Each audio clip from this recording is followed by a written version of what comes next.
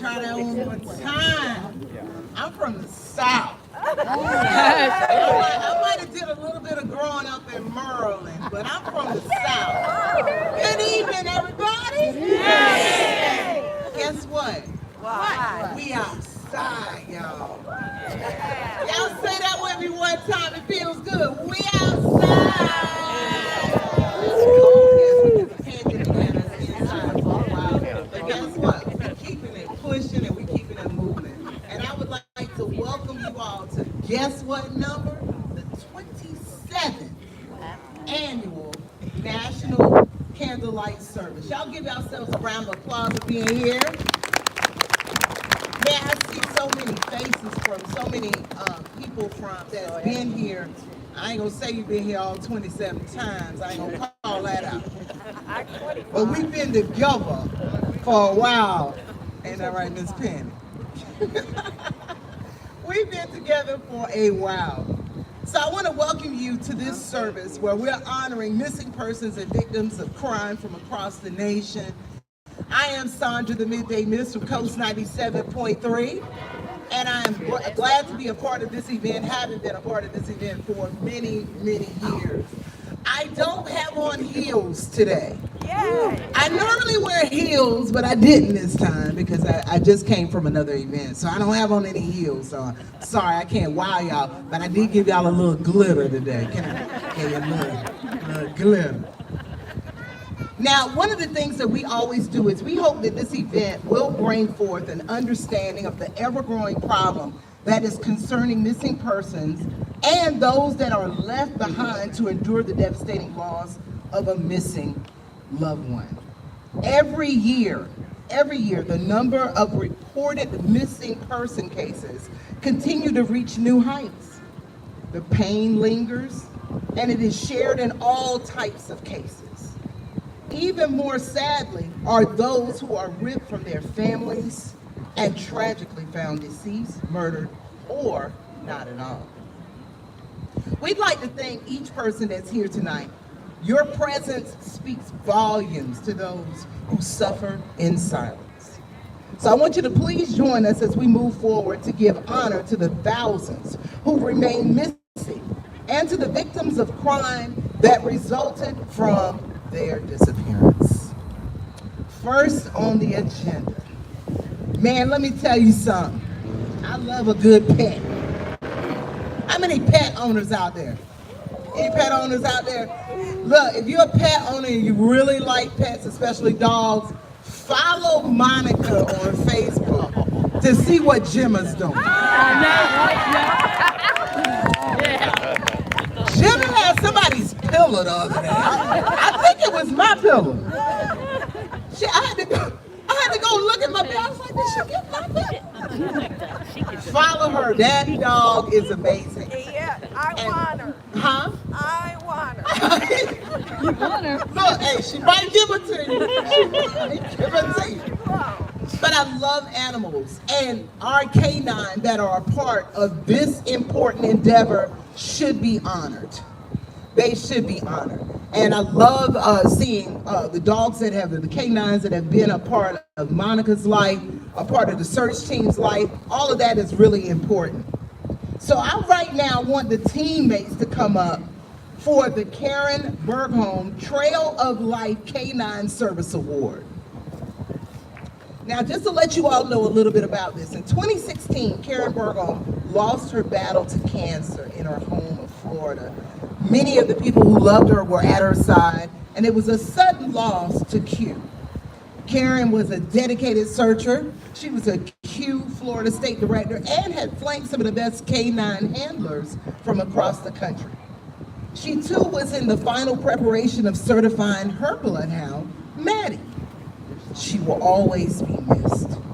So it is with great honor that we present tonight someone who accomplished her dream with this award.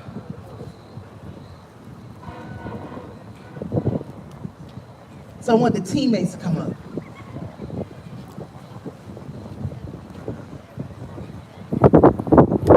Y'all give them a round of applause while they come up.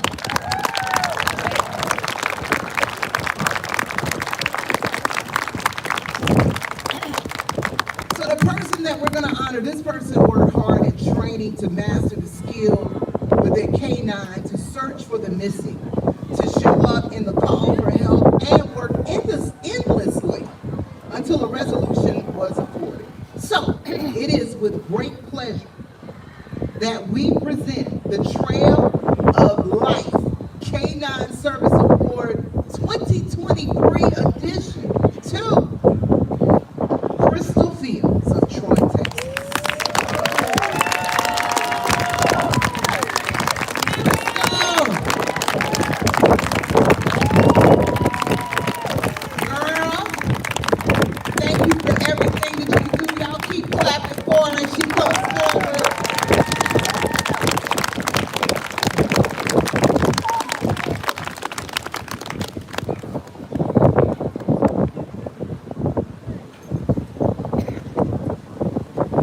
So y'all have to know how important this is, man.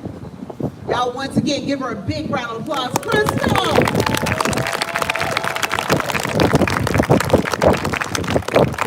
Thank you so much. Now the next award, I actually got one of these awards. I love my Keeper of the Flame award. I absolutely love and treasure that award. This prestigious 27th annual Keeper of the Flame award is going to be presented by Q Center for Missing Persons of Wilmington, North Carolina, and is given annually to law officials, business leaders, organizations, search personnel, community leaders, and volunteers who have arisen above their daily duties in the field of missing persons and the service to victims of left behind. People who have shown great empathy, setting forth action for the cause that truly have risen above the rest. I am really privileged and honored to give the Keeper of the Flame Award to the Wilmington Police Department members I'm going to name in the case of Myona Jones investigation.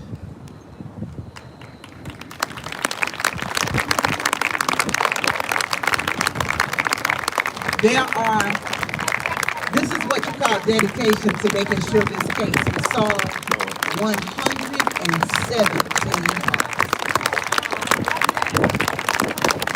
As I name these officers, please remain standing. Assistant Chief David Euler, Captain Rodney Dawson, Michael Santa, Captain Chris Farr, Captain Matthew Ingram, Captain Kelly Sight, Captain Thomas Tillman, Captain Kelvin Hargrove, Chief Donnie Williams, Chief Pilot Ryan Bailey, Corporal Matthew Ake, Corporal Jeremy Barcelo, and Corporal Lucas Borton. Now, all the names that I'm getting ready to name next are also corporals, and if I mispronounce their names, don't pull me over.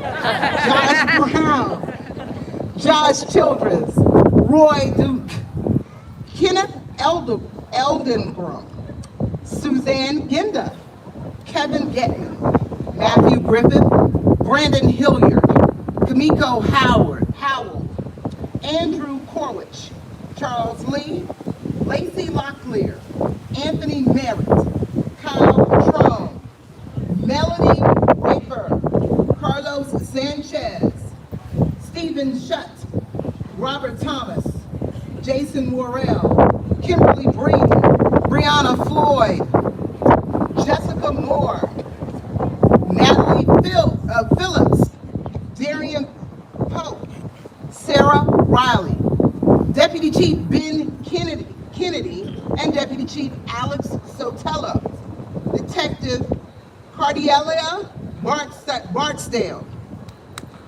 and the following detectives: Aaron Brannon, Max Cowart, Sergio Esparago, Henry Fields, Alora Huber, Jameson Hutchins, Aaron Lawrence, Christopher Nagel, Caitlin Parker, Roberto Perez, Megan Reinhardt, Robert Riley, Joshua Rodriguez, Daniel Rusanono, Wade Runnings, Erica Sidbury, Jimmy Sneed, Marie Stork, Daryl Warren, Holt Woodell.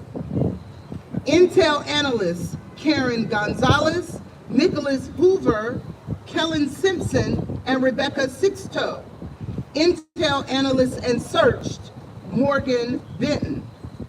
Lieutenant Jay Bogman, Stephanie Bosher, Roderick Hamilton, Leslie Irvin, John Musacchio, Jason Nichols, Brad Oberman, Kevin Tooley, Elena Williams, and officers Christian Bardales, Calvin Barnes, Caitlin Brown, Brandon Cashmore, Bo Early, Savannah Early, Joshua Graham, Devin Harris, Lynn Hartley, Patrick Cantor, Kirby Keelan, Noah Kelm, Ebony King, Scott Mason, Casey McGrath, William Merritt, Scott Mitchell, Kiona Moore, Trevion Pearson, Adam Phillips, Brianna Weeder, Arion Wilkins, Sergeants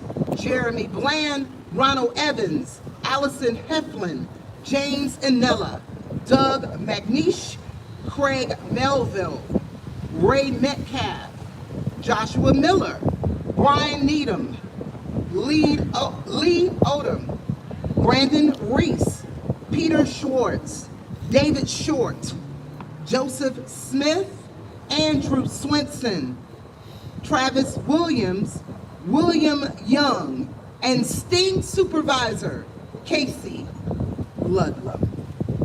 Give them a round of applause. Woo! All 117 keep up the flame for the Myona Jones investigation. Would anyone like to step forward and accept?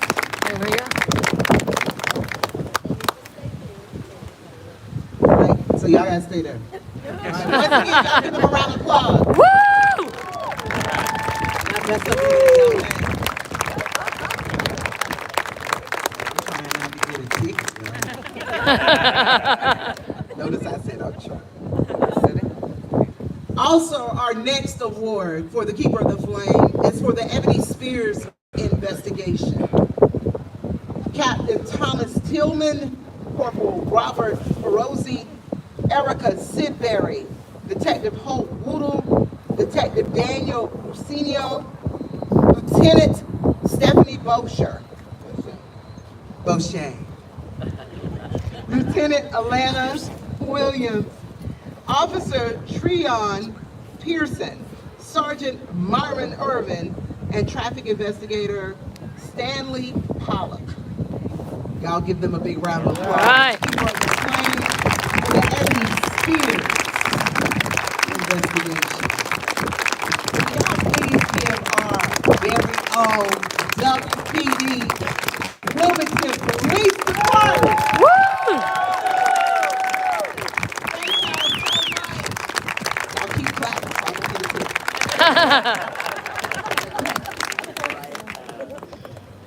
Y'all think that'll work? If they pull me, I'll be like, remember when I had... Yeah, when you had everybody clapping. Yeah, remember when I had everybody clapping? Once again, a big congratulations to all of them and anyone else that was involved in this investigation, from the DA's office all the way down. We'd like to thank everyone that was involved. We have more Keeper of the Flame awards, and as these people's names are called, can you please come forward to accept your award? The Boiling Springs Lake Police Department would like to award Detective Kevin Smith. Is Kevin here? Give him a round of applause.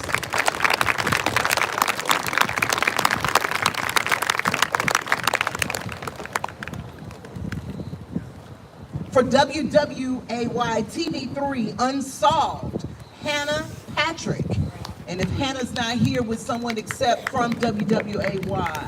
Okay, there we go. Thank you.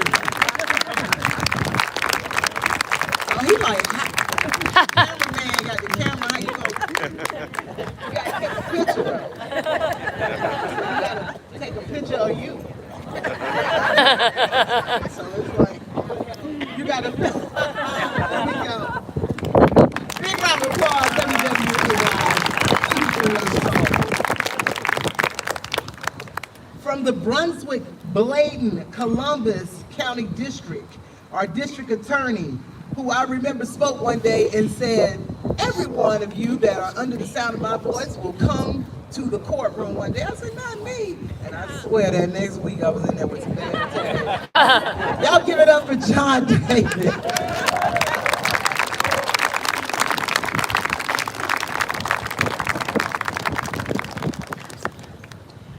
John, we'd like to thank you for everything that you do. We appreciate you as a district attorney serving those counties. Thank you so much.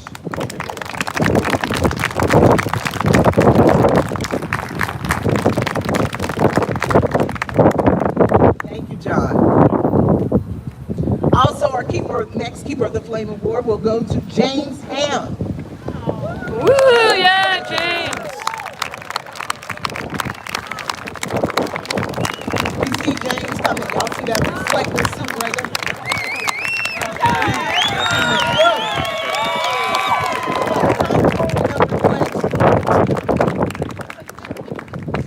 Thank you so much, James. Our next recipient are the Kellers, Kathy and Craig Keller. Y'all give them a round of applause. Whoop, whoop.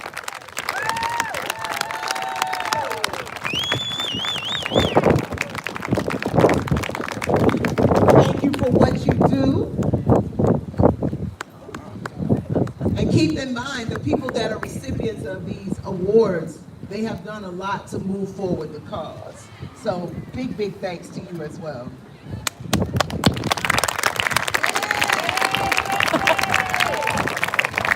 Also, Sandy Bitter. Sandy, are you here?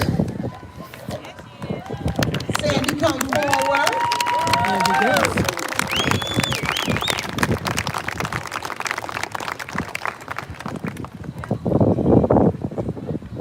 Sandy, thank you so much for what you do for moving this cause forward.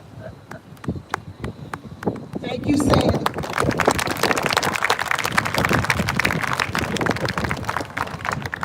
Our next recipients, I've known these people for too long, and I'm not gonna make me or them old, but I will say a big congratulations to the Floyds, Patrice and Anthony. Yeah.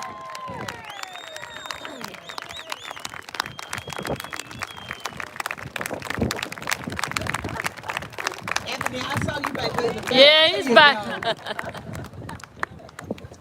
I know I was getting old when I did their child's wedding.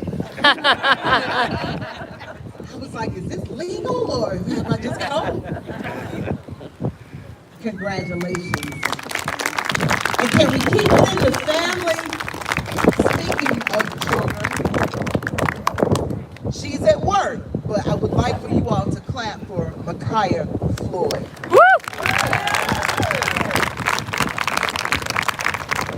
Always following in line with her parents. Next, the Wisconsin State Outreach Coordinator, Miss Patricia Rice. Patricia. Woo. Representing Wisconsin. Is the cheese really good?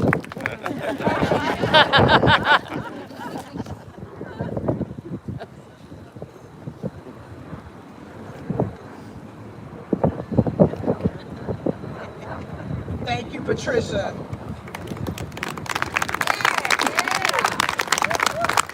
Our next two Keeper of the Flame Awards represent the Texas State Outreach. First, the Texas State Outreach Coordinator, Laura Reed. Y'all give her a round of applause.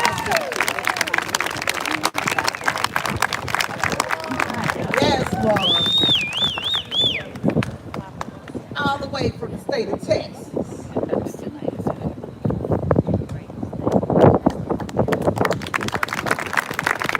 Thank you for what you do. And also Texas State Outreach Coordinator, Crystal Fields.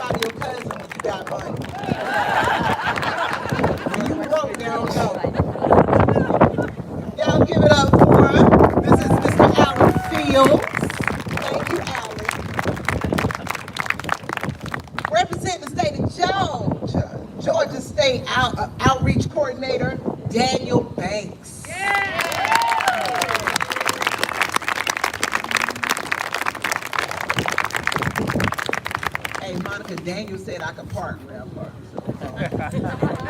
You said yes. Y'all give it up for us. Thank you so much. Representing the great state of North Carolina State Outreach Coordinator Jerry Sigmund. Woo!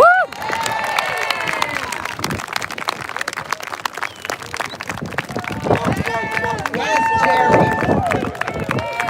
You better keep this flame.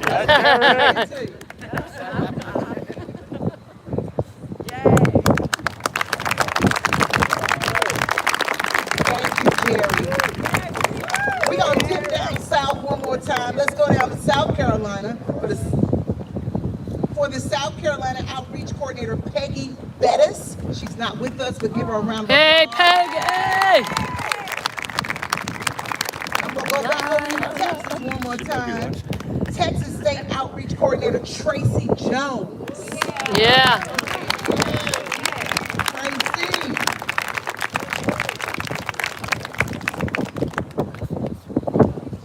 Thank you so much, Tracy.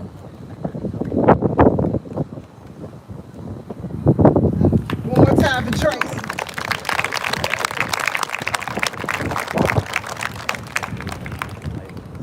Don Schultz is not with us, but big congratulations to her representing Alabama State as an outreach coordinator. Yeah.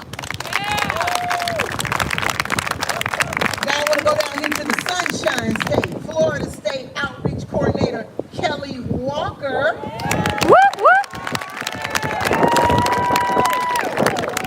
Okay, Kels.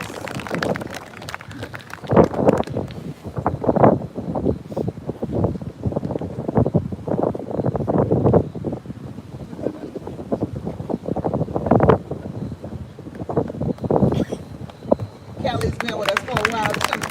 Congratulations, Kelly.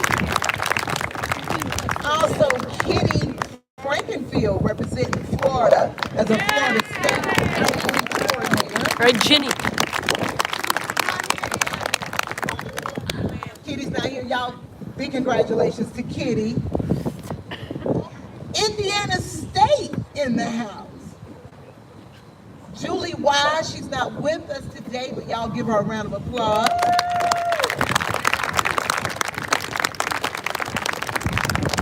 Representing North Carolina, Sherry Clark as an outreach coordinator.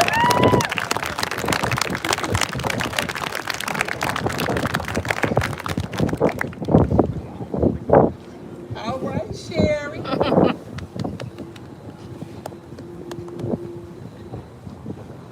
Thank you, Sherry. Also representing North Carolina, Dwayne Baker. Dwayne, where you at?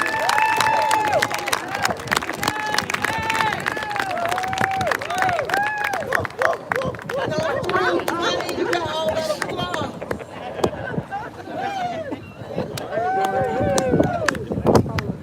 I hear you the man with the plan. I heard you know. I heard you know it all.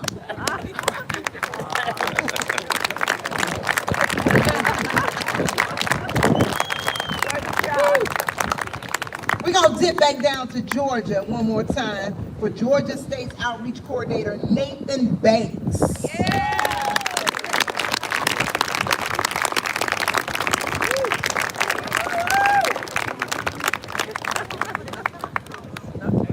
All right, Nathan.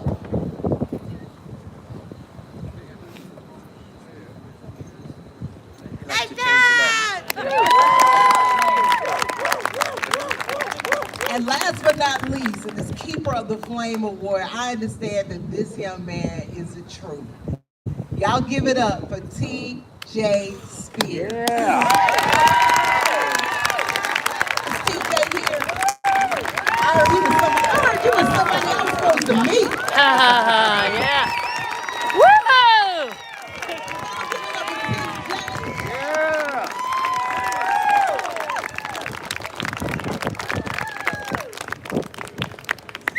You better keep that flame. Now look, hey, TJ, come here. I'm gonna tell you a secret. All right. Monica gives you the Keeper of the Flame. You can't leave us. You gotta You see, I've been here 27 years. All right, so you know the secret. You can't go nowhere. You gotta stay with me. Y'all give it up for TJ. Yeah.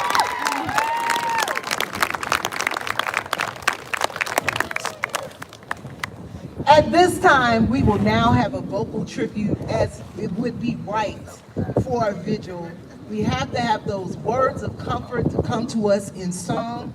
And now, as a tribute to our honoree families tonight, Morgan Elvis is going to sing Fighting for Me by Riley Clemens. Ladies and gentlemen, Miss Morgan Elvis.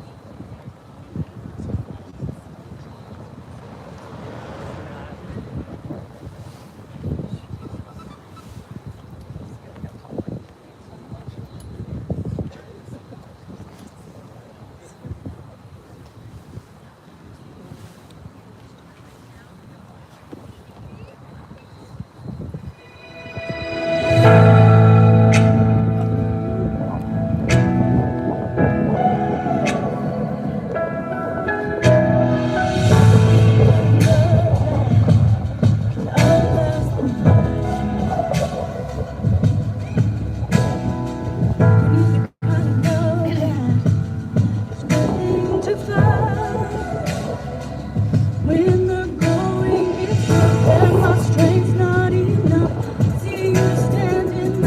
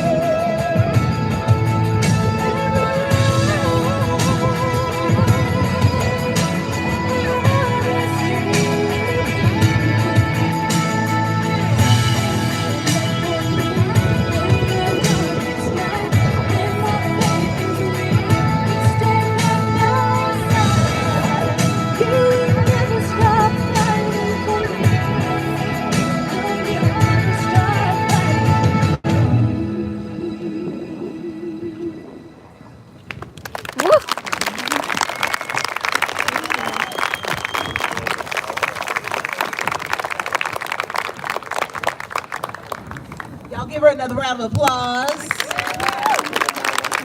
she did that with the wind blowing and everything. I tried to look cute one day when it was windy. You know, I got out the car, I had my coffee in my bag and everything. And I had a fresh sew-in, weave, and the wind was blowing. By the time I got to the door, the person at the door asked me if I was okay. They thought I got beat up. Y'all give it up for her. She did that with the wind blowing and everything. Each year, we get together for this vigil, and we've missed some years, but I'm glad that we're back together. That's why I wanted us to say we outside.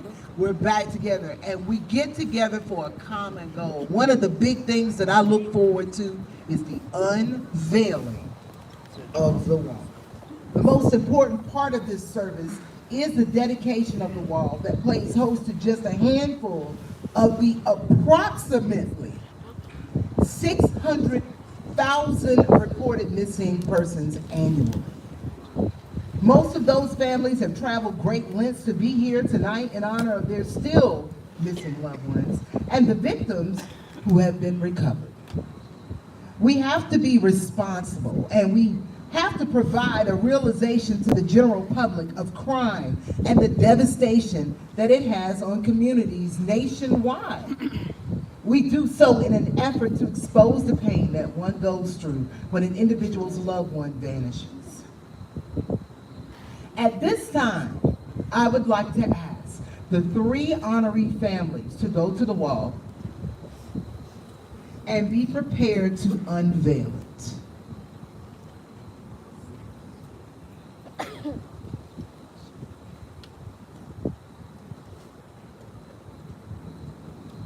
Now, we call these people honorees, but I call them brave souls to be able to be here and stand and do this feat. All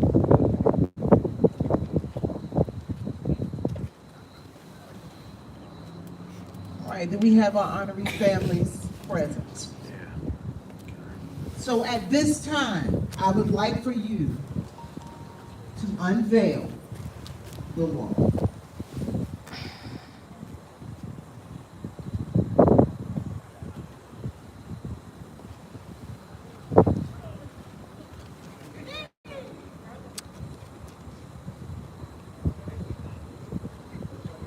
Y'all give them a round of applause as they're doing this. Cheer them on.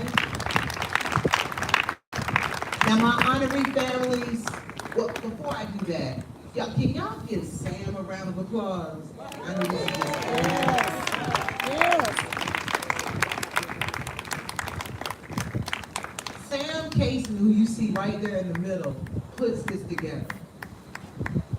And it's beautiful. All my families, can you please stand in front of your loved one on the wall?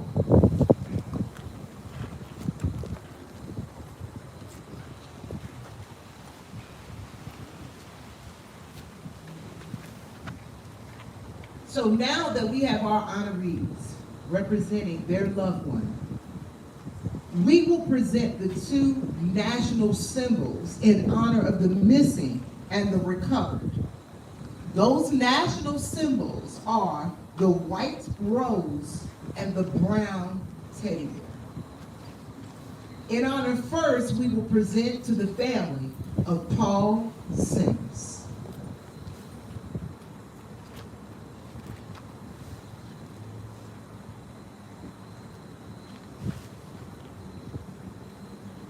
In honor next, we will present to the family of Myona Jones.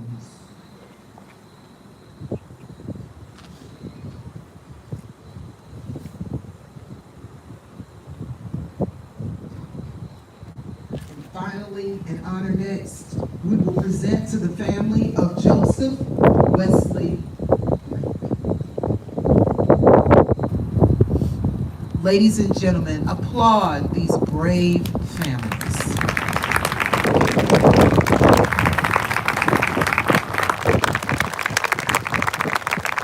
Families, we love you, we honor you, and we see you.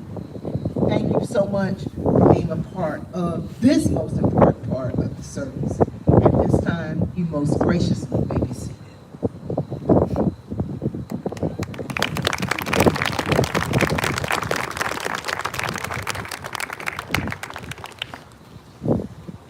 At this time, I have the honor of presenting our Vigil guest speaker. This woman I've known for years. And a whole year or two, or even a pandemic can happen, and we see each other, and it was like I saw her the last time. I've met a lot of people in my job as a radio personality. I've been on the radio 29 years, and I've met a lot of people. None like this woman. She has a personality that is so big that even in her darkest hour, she was able to triumph the people around her. At this time, on the topic of there's no moving on, I must continue on, I'd like to present to you your Vigil speaker, the mother of Peggy Carr, who was a missing person and found murdered in 1998, the beautiful Miss Penny Carr Britton.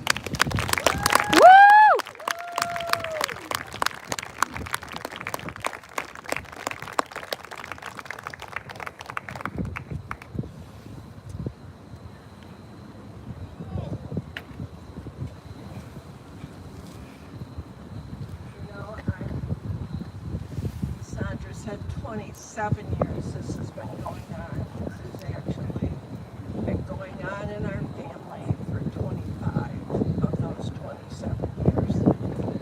And I am extremely saddened but very proud to say that my Peggy, if anything good could come out of the death of your child, her death brought Monica Kaysen into reality. Even though she was here, no one really knows what Monica did. But she has given me the task of talking about there is no moving on when I must be done. It has been 25 years that my family and I could not move on from the disappearance of my daughter, Peggy Carr. And even a deeper feeling of not moving on 7 months later when her remains were found. Now that statement right there, her remains were found. What family member wants to hear those words or get the realization and then pick up the pieces and go on with their lives like life could ever be the same? And our lives then were forever changed. There isn't a word in the English language to describe when a parent loses a child. It is that devastating, and yet we are to go on with our lives. This is the same for the disappearance of any loved one, a parent, a brother, a sister. The devastation is the same, but yet we are expected to grieve and continue with life like a part of the puzzle when it went missing. The weird thing about a devastating loss is that life actually does go on. When you are faced with a tragedy so huge that you have no idea how you can get through it, somehow the world keeps turning and the seconds keep ticking. This is the big scary truth about trauma. There is no such thing as ever getting over it. The 5 stages of grief mark the normal stages and learning to accept the loss. But the reality is, in fact, much bigger. It is a major disruption of a family and it leaves a new normal in its wake, and there is no back to your old self. You and your family are different now. The life you knew it has come to a major stop. And in the midst of all the heartache and tears, you are supposed to find joy and rest. Seems impossible in the I can't move on stage. The disbelief that this has happened to you and your family, and the families that have no answers or closures remain in the I can't go on stage for years. I myself cannot even begin to imagine what a life it would be to continue on when you know not where your loved one is. But yet the sun sets, the sun rises, and a new day begins because the world does not stop for us. Your whole mindset is changed, and you no longer have the energy to do the things or to be around certain people anymore. You get to the point in your life where something feels like it's draining your energy or fighting with your peace of mind. You don't know what to deal with or how to deal with all of that, but yet the world expects you to do that and continue to function. When a loved one dies, you bury that person in your heart. And we remember not that they died or disappeared, but that they lived and that their life gave us memories we will never ever forget. As we try to go from the I don't want to go on and enter the belief that I must go on, the question will always haunt you as to why. Some of the missing cases will never be understood, and all your questions will never be answered. Strength. When you lose someone that you love, we must learn not to live without them, but to live with the love they left behind. Another part of continuing to live life without our missing loved ones are the people we encounter daily. A lot of people avoid you because they don't know what to say to you, and they will say things to you like, we're so sorry for your loss, or your heart will mend with time, or they're in a far better place. But all the words, although they're comforting and kind and sincere and true, but they can't take away the emptiness that we feel. Strength grows in the moments when you think you can't go on, but you keep going anyway, and the bravest thing you will ever do is continue with your lives when really all you wanted to do was die with your loved ones. I also feel that grief is not a task that we must finish. It's something we must endure, accept, and adjust our lives to be. Don't ever let anyone rush you through your grief and your pain. We have to find a balance of grief and healing, of joy and brokenness. Believe it or not, it does happen. Gradually, steadily, and with a lot of setbacks. It is not about getting over it. It's about learning to live with it. I do have a last page.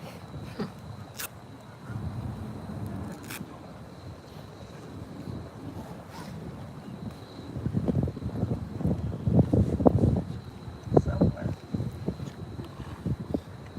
Lastly, there is nothing that I can say that will bring our loved ones back. All their bright futures were in front of them and spread before us. But I will stand here all the same, because through these 25 years, you have all become my family. We walk the same path. My heart is broken, as yours is. But the one thing we'll always remember is what we have lost. Thank you. So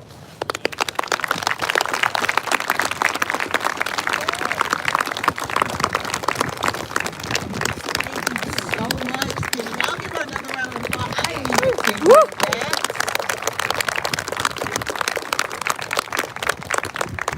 It is so important, and we so appreciate those words, Penny.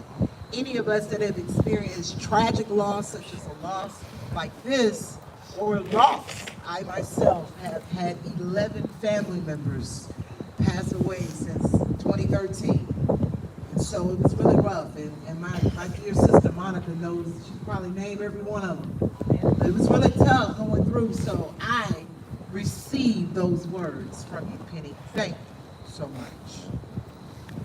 At this time, I would like to ask the honoree families, I want you to come up to this table that you see right here in the center. It's right here in front of the wall. So I want you all to come forward, and I want you to get prepared to light a candle in honor of your loved one. Ladies and gentlemen, know that this candlelight vigil that we do here, this is a national thing that we're doing. And we're doing it here in Wilmington, representing the Q chapter here in Wilmington. So this is all symbolic, and it's all very important that we recognize.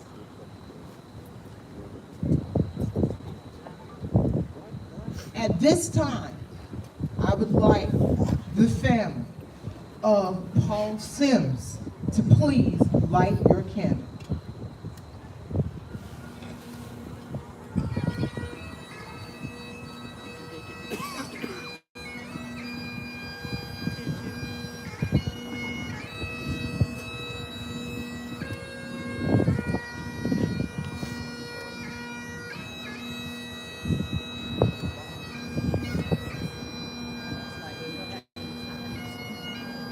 Next, please light the candle in honor of Mayona Jones.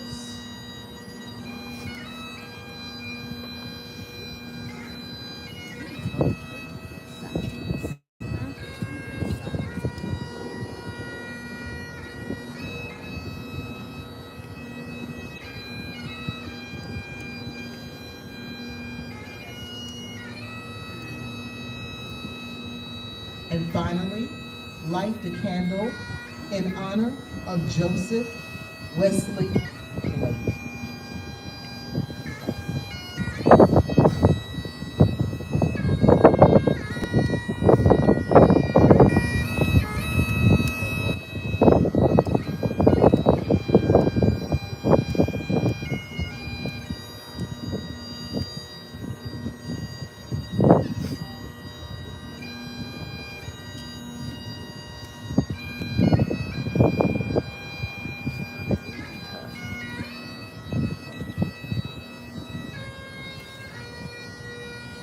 So our honoree candles have been lit.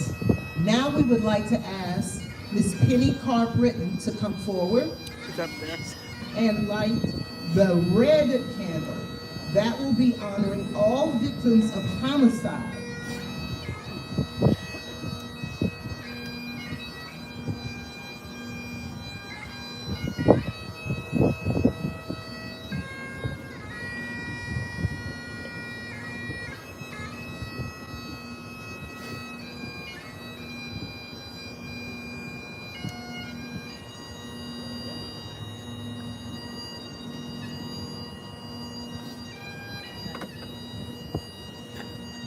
In tradition of the Q Center lighting, the yellow candle representing all hope will be lit by Kathy Keller, the current board president of Community United Efforts Center for Missing Persons Organization.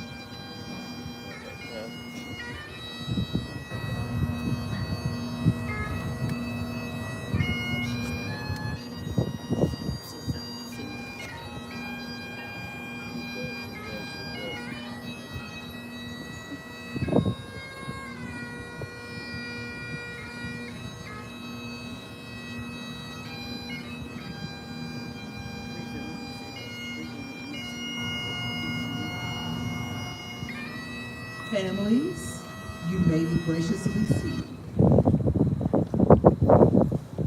And can we please give a big round of applause for our bagpipe player, Amazing Grace, Marsha Eli.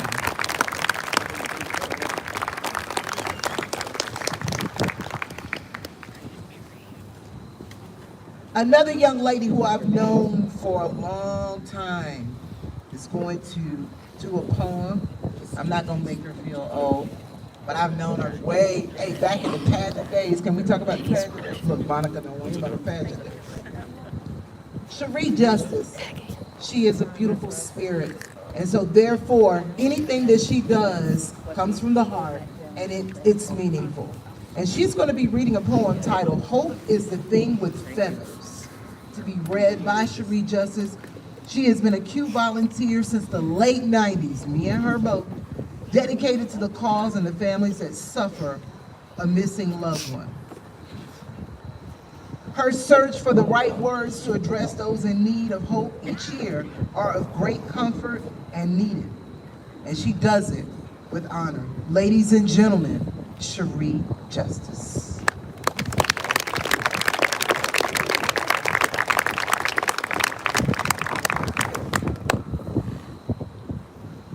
Like she said, back in the pageant days is when I first started, and that was many moons ago. I've been with her for over half of my life now, so as you all know, once you get to know Monica, there's no telling her no. I tried that one year and I've never tried it again. So anyway, I did actually change up the poem kind of at the last minute. So the one that I actually will be reading is called I Heard Your Voice in the Wind Today. I heard your voice in the wind today, and I turned to see your face. The warmth of the wind caressed me as I stood silently in place. I felt your touch in the sun today as its warmth filled the sky. I closed my eyes for your embrace, and my spirit soared high. I saw your eyes in the window pane as I watched the falling rain. It seemed as each raindrop fell, it quietly said your name. I held you close in my heart today. It made me feel complete. You may have passed, but you are not gone. You will always be a part of me. As long as the sun shines, the wind blows, the rain falls, you will live on inside of me forever, for that is all my heart knows.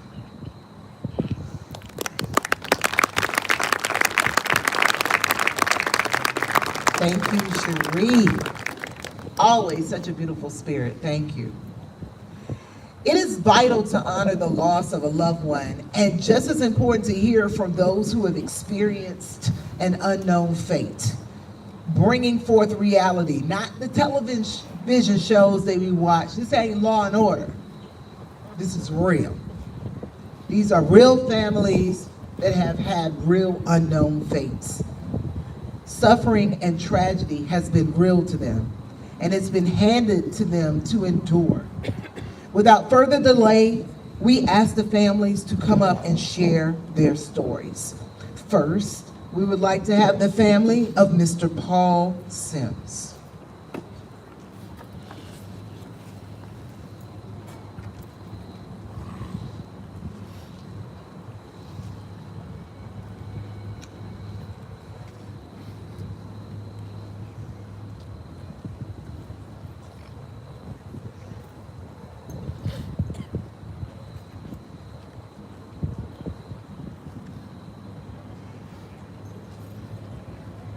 I would like to say what an honor, but what a tragic journey. Paul was born to me. This is his twin brother, John, in 1995. I was told I could have no more children. And so until about 3 weeks before they were born, there was one. And then the doc said, oops, there's a baby hiccup. So we have a baby A and a baby B. He was baby A. Paul was baby B. He was an awesome child. They both were. He'd done a lot of things.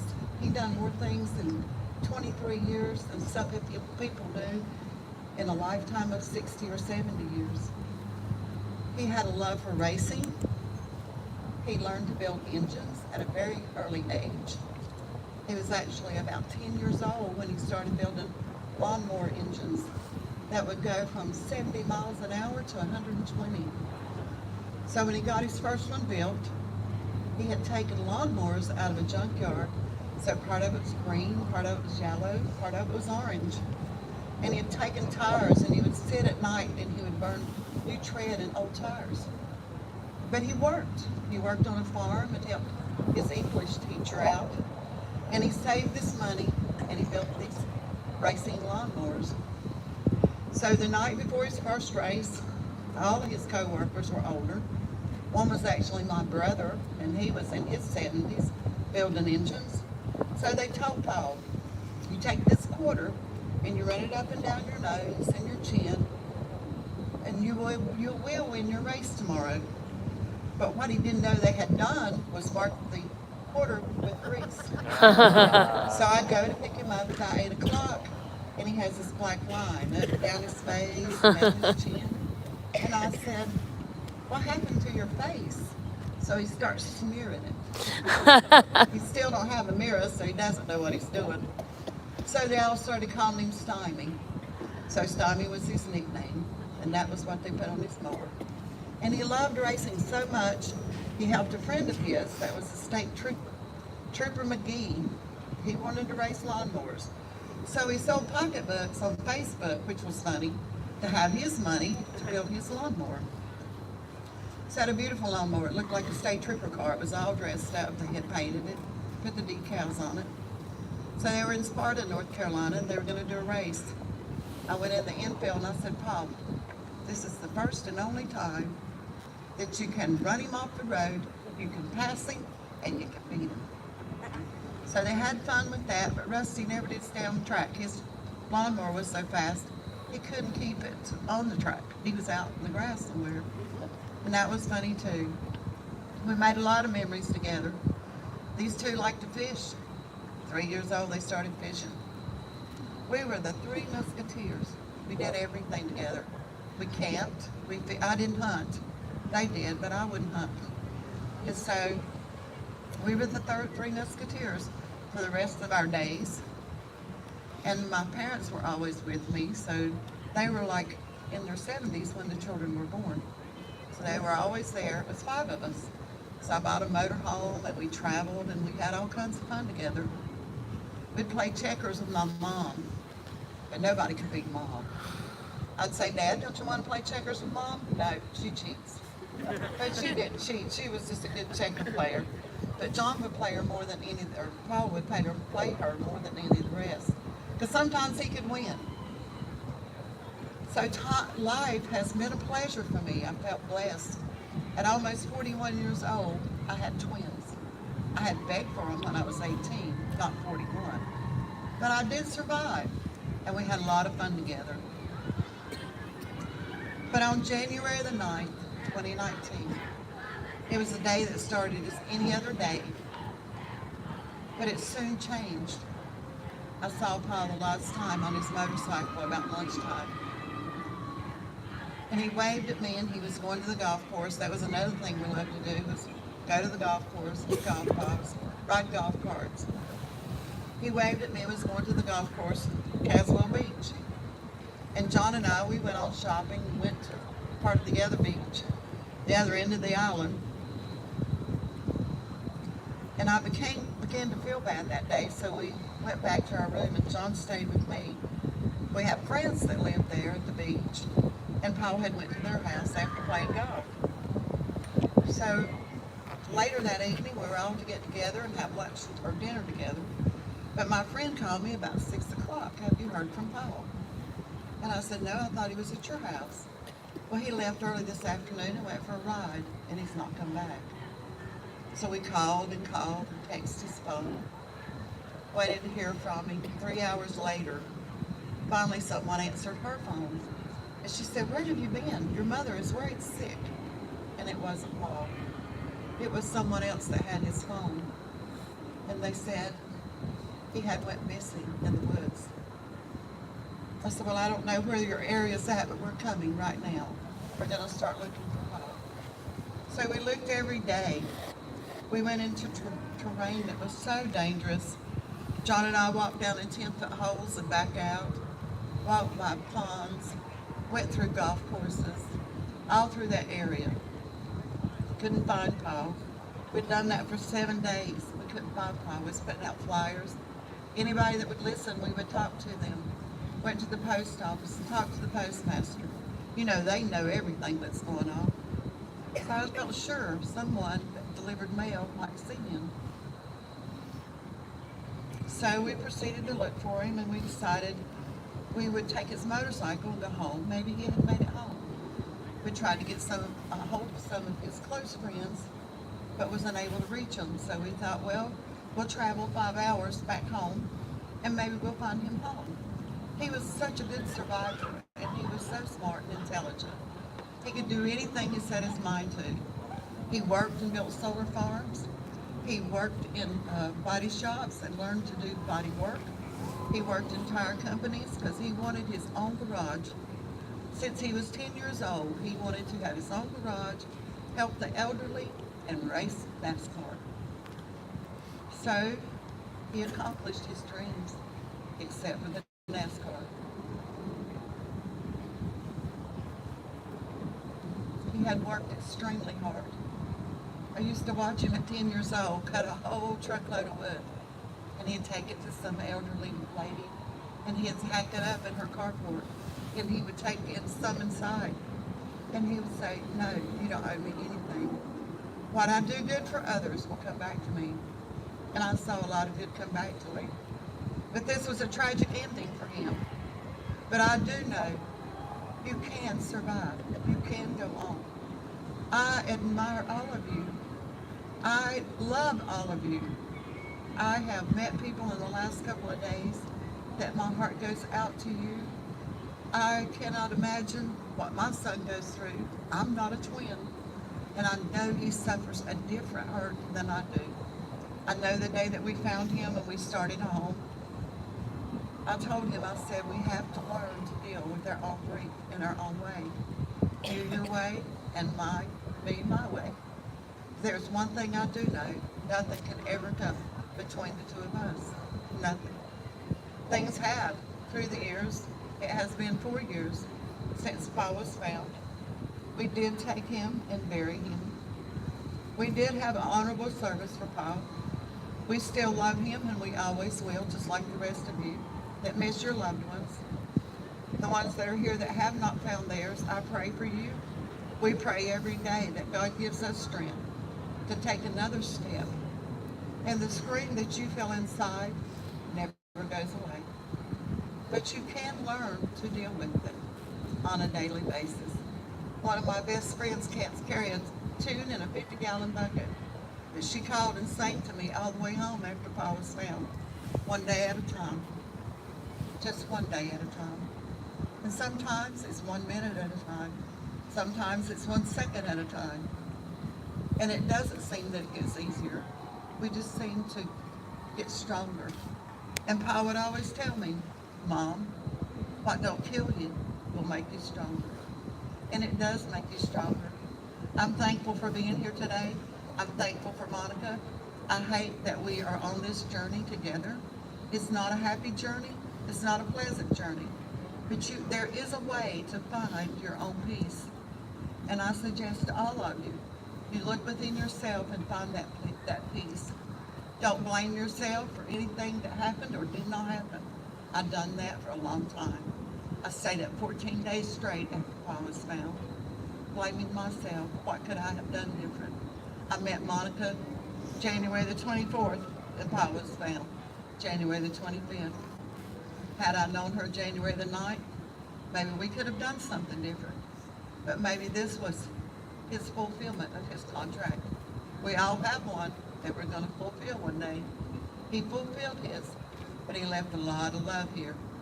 He left love in our hearts for him, and we still love him. I thank you for this opportunity to be here, and I can't help but cry for each and every one of you. My heart goes out to you, and do know that I love you, and I will be praying for all of you that your loved ones are found that you have not found. That meant more to me than anything that could have happened that I did find him.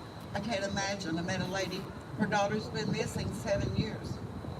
I was almost crazy after 15 days. I was still looking on the 16th day when they called and told me they had found him. He was a special person, but we all are. In our own way, we're very special to each other. We need to hold each other up in prayer and be all that we can to help each other. I appreciate Monica and all that she does. I will keep her in my prayers as I always do. It's a challenge to get out there and hunt. John and I had 2 best friends that helped us, and that was all we had. But I'm thankful that we found him. Thank you for this opportunity and for the honor of being here.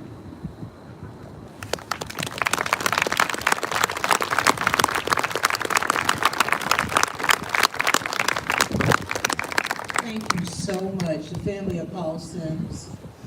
And now, the family of Myona Jones.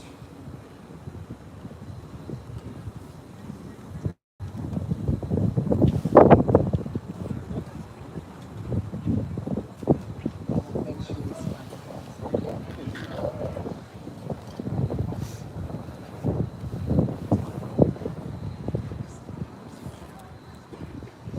Hello?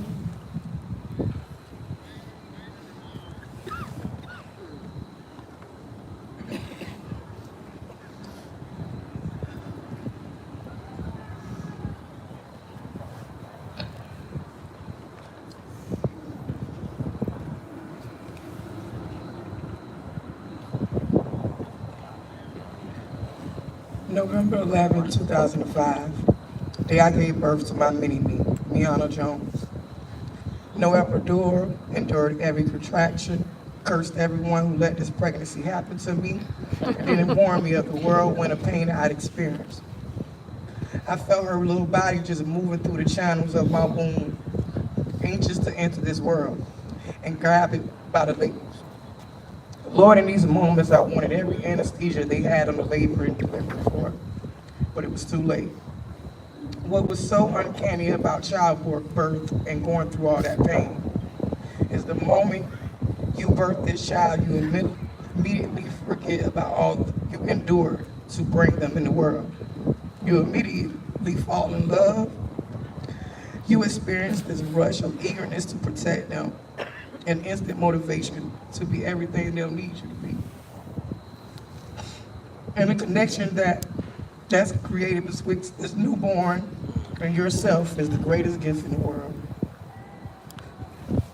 To be completely honest, Myona, AKA Mimi, was a very easy child. It's like she came into this world for a second time but she was sent just for me. I teach her things and it's like she already knew them. I show her things and it seems she's already seen them. Anything I ever threw at her, she was ready to catch. Such a happy, smart, silly little girl who loved to dance. Mimi knew how to dance before she knew how to walk. As a student at Snipes Elementary, she created the majority of the choreography for a play they performed. It blew everyone's mind how talented and driven she was, and that continued throughout the rest of her life. She reached for goals that wasn't required at such a young age. She wanted to make a mark in this world, and as much as I wanted to slow her down and coddle her for a bit longer, she was not interested. So I backed off. I let her live. One job, then 2, while obtaining great grades, driver's ed, searching for her first car, and adopting so many hobbies to reveal so many talents that was waiting to pop out this 15-year-old being. Being her proud mother was and continues to be an understatement. She was so reliable, supportive to everyone, friends, family, pets, and coworkers. She reminded me so much of myself, just 10 times better. Like me, she always did whatever she could to help others. But unlike me, she would never stretch herself thin, trying to make others happy or comfortable. The things she learned to be that way by my mistakes, which I am so proud of. She always had everything planned and mapped out, beginning with when she got her first job, applying for driver's ed, taking courses at Cape Fear Community College, when she wanted to purchase her first car, and lastly, when she wanted to purchase her own place. This young lady of mine was on her way. As I mentioned before, the bond of a mother and her child was very loyal, consistent, and very important. Don't get me wrong, it was a battle to get where we were. It was not easy, but we made it.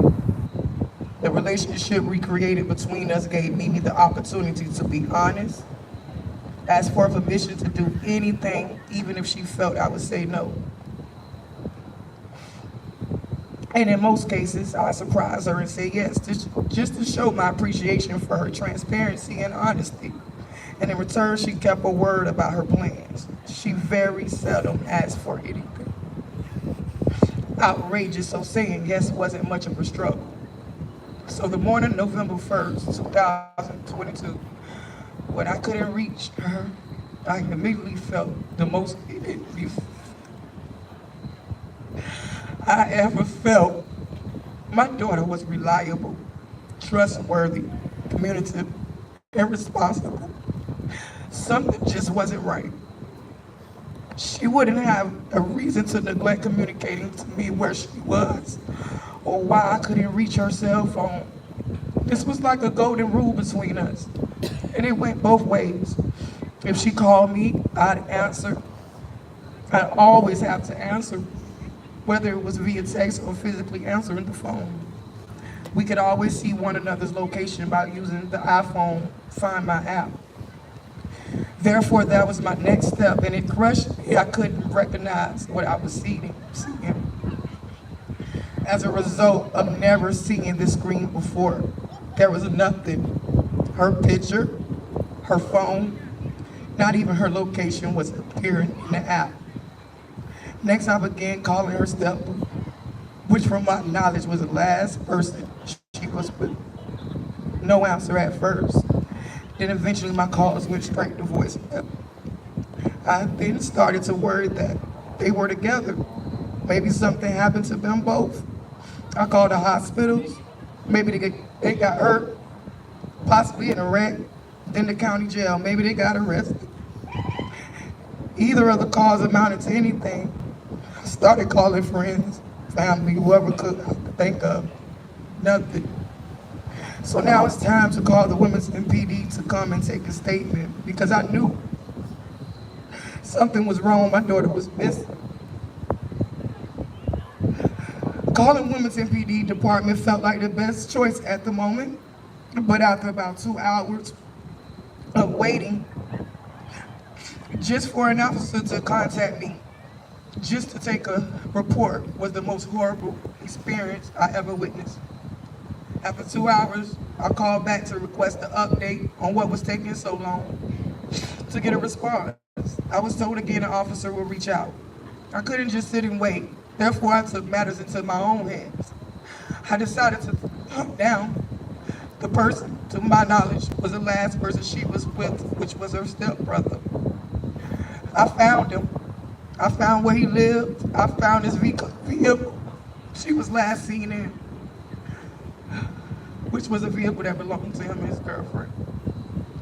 This took maybe about an hour, 3 hours. At this point, I was waiting for an officer.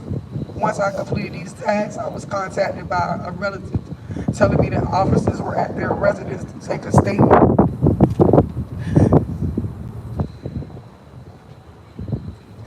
But of course, due to the wait, I was nowhere near. I immediately told them the address to where I was and the stepmother was with me for the moment. It took another hour. I stayed in a constant state of panic, not knowing if I could keep him in my presence until they arrived. It just felt right to go and get him first and try to keep him comfortable enough to stay with me until WPD arrived. After hours, 4 hours of waiting for them, the wait seemed in vain. Nothing was done besides taking a statement. Even after taking his statement and being told he was the last person to see her alive, granted, if they would have asked him his name and ran it, he would have been arrested then. But I was so unlucky. I was so disappointed and felt so let down and alone. There was nothing I could do.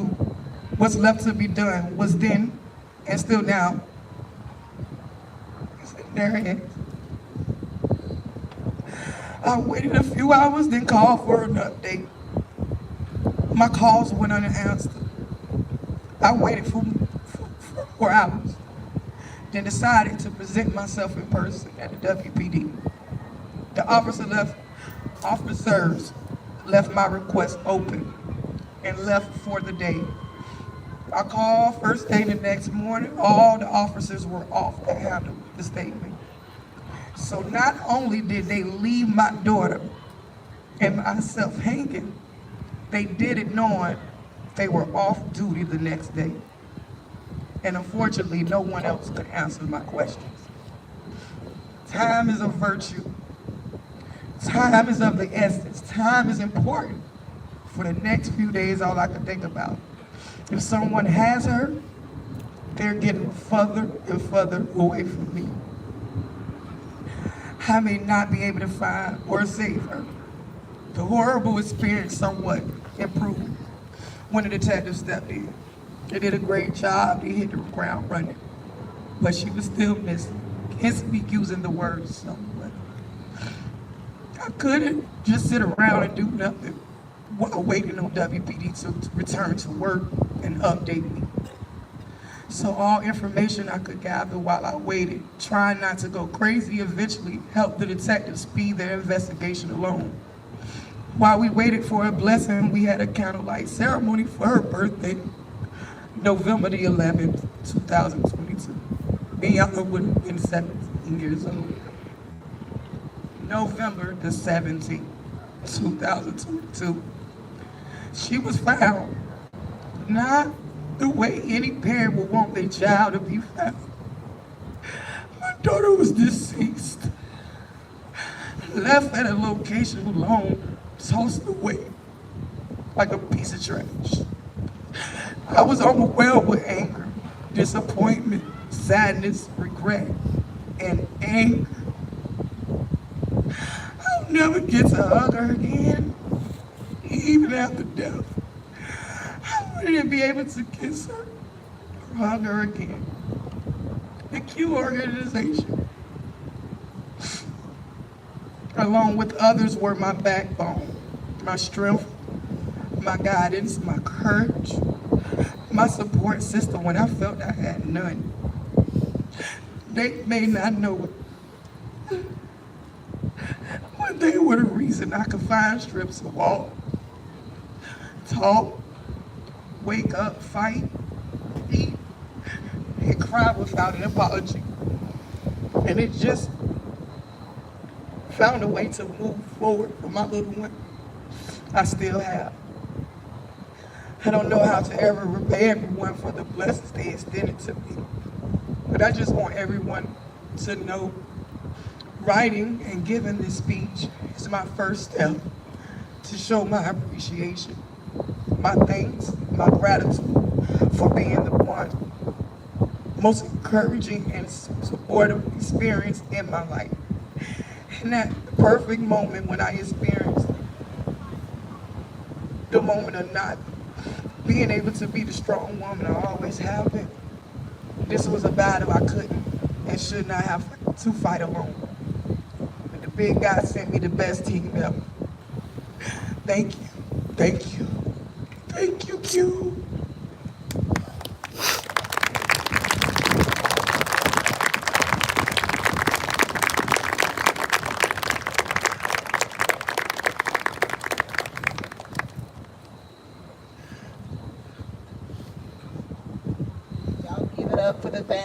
Fiona Jones.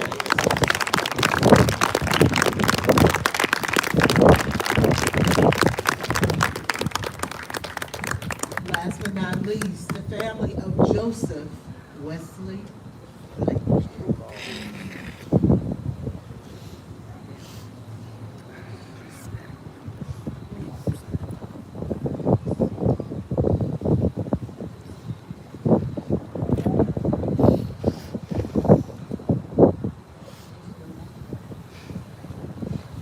I started to write some things down, and then I decided, like, it's strange how God works things out. When I sat down beside Rebecca over there, and she told me her name was Rebecca, I said, I'm Becky.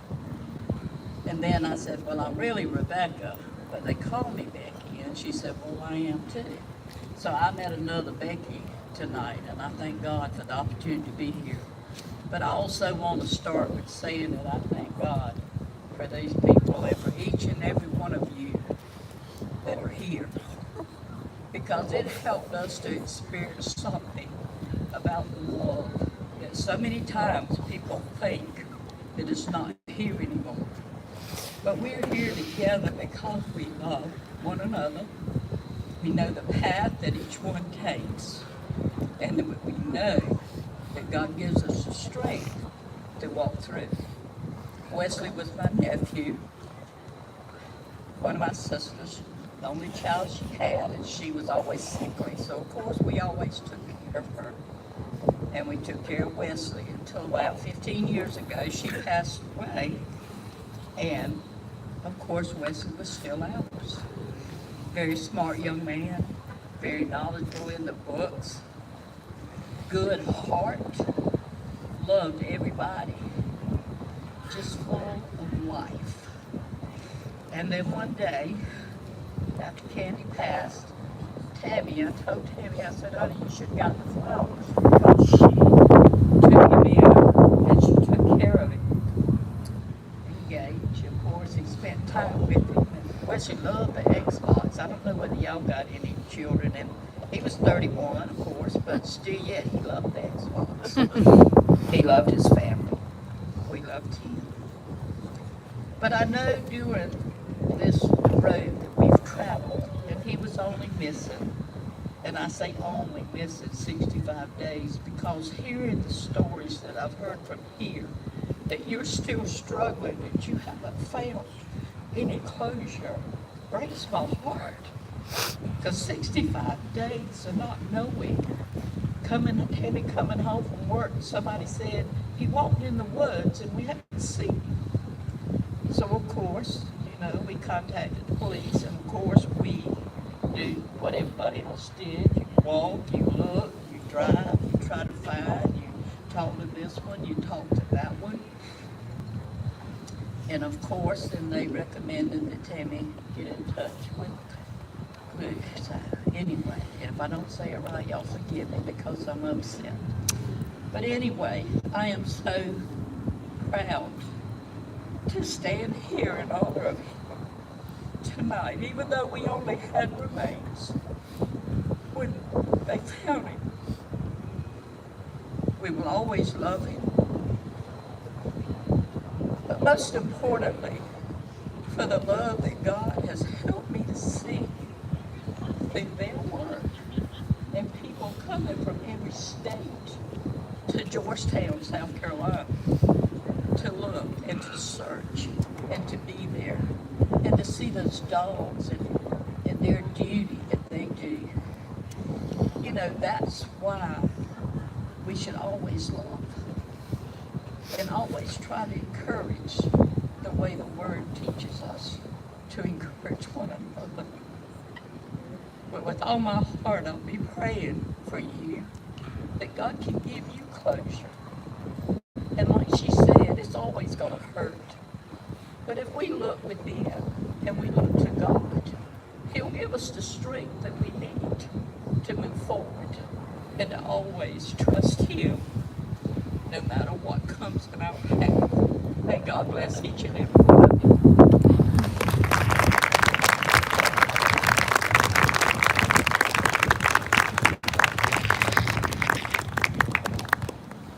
Ladies and gentlemen, give each one of these families a hug in a way of a matter of applause.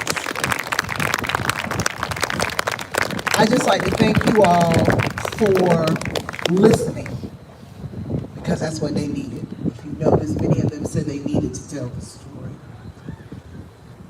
In a world of suffering, a missing person, faith and hope are the main factors of surviving the ordeal. At this time, another individual who I've known many years doing this vigil, the Reverend Angie Davis, will present our national prayer for the missing, the recovered, and the families left behind. All of the board members for Community United Effort, at this time, while we're going through this, please pass out the candles while Angie provides us with some words of encouragement. Reverend Davis.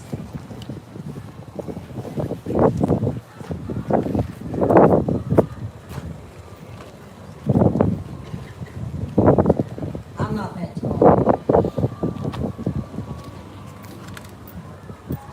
I'm going to tell you, I have still been impacted tonight by Jerry of the Honorary Families stories. I've known Monica a long time, and her heart is still full on go to help each and every family. But I came here tonight to give a message tonight for I represent the King of Kings and the Lord of Lords. And I want to just read 4 scriptures, 4 verses tonight. Lamentations chapter 3, verse 21 through 24. It says this. This I recall to my mind. Therefore I have hope. Through the Lord's mercies, we are not consumed, because his compassions fail not. They are new every morning. Great is your faithfulness. And the writer goes on to say, the Lord is my portion, says my soul. Therefore, I hope in him. And as I listen to each and every story tonight, each and every person's life story of your loved one, I want you to go away from here tonight with some hope. Because that's what God is all about. If I speak any word to you tonight, I'll give you one word, and that's Jesus. I speak the name of Jesus over you. He's our greatest peace. He's our portion. And he's full of compassion.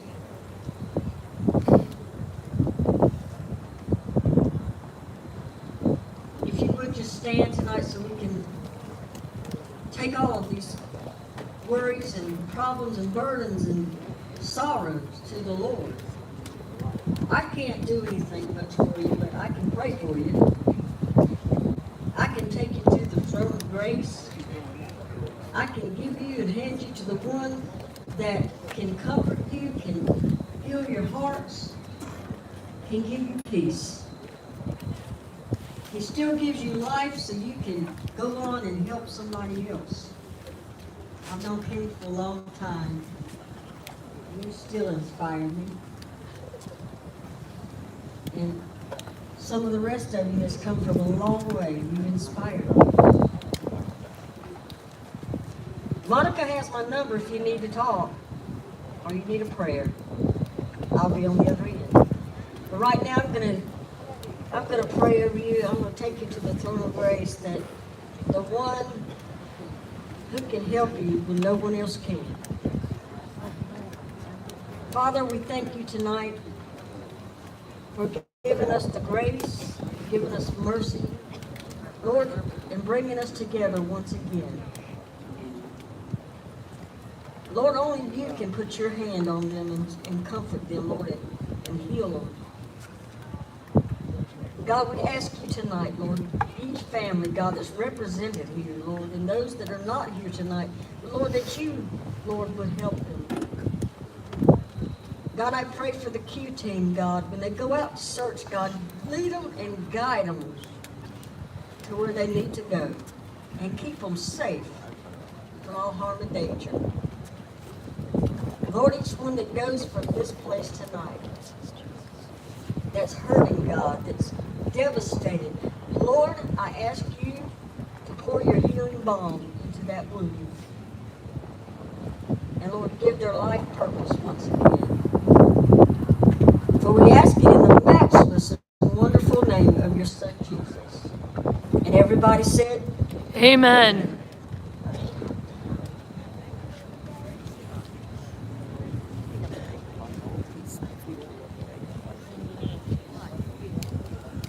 Thank you, Reverend Davis. One of the most also important parts of this national commemoration. At this time, we would like for Morgan Elvis to come back, and she's going to close out tonight's service with a vocal tribute to the missing, singing "Praise You in This Storm." Ladies and gentlemen, as you hold your candles, put your hands together for Miss Morgan Elvis.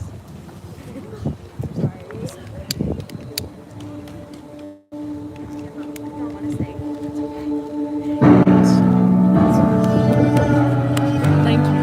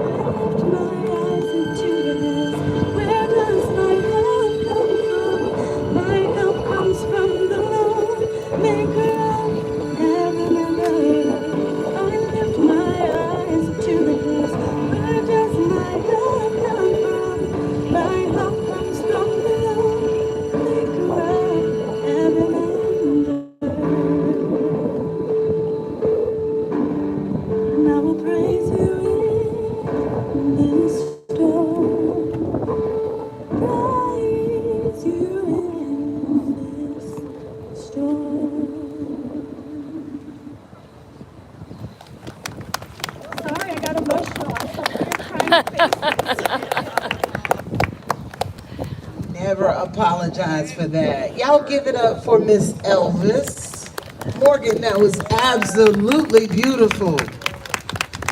So everyone at this point should have a lit candle during this.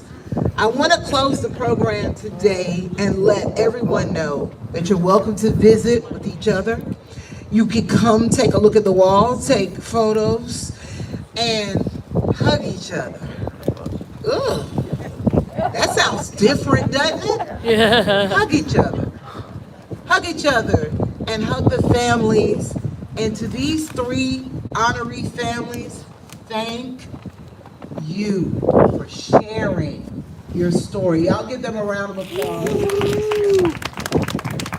And in some little way, families, I hope that the Community United Effort Organization and this audience is going to help you on your journey. Giving you an opportunity to tell your story, we all receive it and we all love it. Ladies and gentlemen, we outside, we're back. Thank you for joining us for the 27th annual Candlelight Vigil for Community United Effort. Good night, everyone.